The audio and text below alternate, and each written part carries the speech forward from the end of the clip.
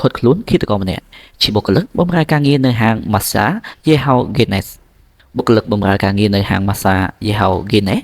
ចាក់សម្លាប់បុរសម្នាក់ប្លន់យកទូរស័ព្ទនិងជំរិតយកលេខកូដសម្ងាត់ធនាគារពេលនេះត្រូវសមត្ថកិច្ចតាមប្រមាញ់ឃាតករបានហើយជនរងគ្រោះបាត់បង់ជីវិតពេលដឹកទៅសង្គ្រោះនៅមន្ទីរពេទ្យជនដៃដល់ដែលចាក់សម្លាប់បុរសម្នាក់រួចយកទូរស័ព្ទនៅចំណុចហាង Massa Yehao Guinness មានទីតាំងផ្ទះលេខ 22Z ផ្លូវ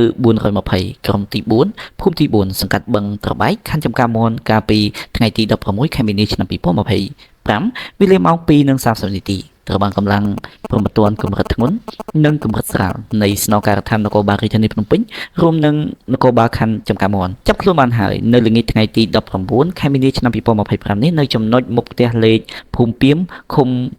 រកាកោងទី1ស្រុកមុខកំពូលខេត្តកណ្ដាលថ្លែងសារមកកាន់សារព័ត៌មានតាមប្រព័ន្ធ Telegram នៅថ្ងៃពុធទី19មីនានេះលោកសំវិជ្ជការអ្នកនាំពាក្យស្នងការដ្ឋាននគរបាលរាជធានីភ្នំពេញបានឲ្យដឹងថាពេលនេះសមត្ថកិច្ចជំនាញព្រំប្រទាននគរបាលរាជធានីភ្នំពេញបានសហការជាមួយកម្លាំងអធិការដ្ឋាននគរបាលខណ្ឌចំការមនបានស្រាវជ្រាវចូលបង្ក្រាបឃាត់ខ្លួនជនជាប់ចោទពីបទឃាតកម្មហើយកាលពីម្សិលមិញ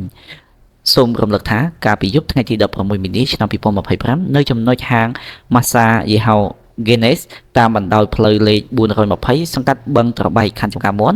មានករណីចាក់សម្លាប់មួយកើតឡើងដោយបុរសម្នាក់បាត់បង់ជីវិតអំឡុងពេលដឹកទៅសង្គ្រោះបន្ទាន់នៅមន្ទីរពេទ្យបន្ទាប់ពីជនដៃដល់បានប្លន់យកទូរស័ព្ទដៃនិងជំរិតយកលេខកូដសម្ងាត់ធនាគារប៉ុន្តែករណីខាងលើទើបតែបង្កឲ្យមានការភ្ញាក់ផ្អើលនៅថ្ងៃម្សិលមិញប៉ុណ្ណោះ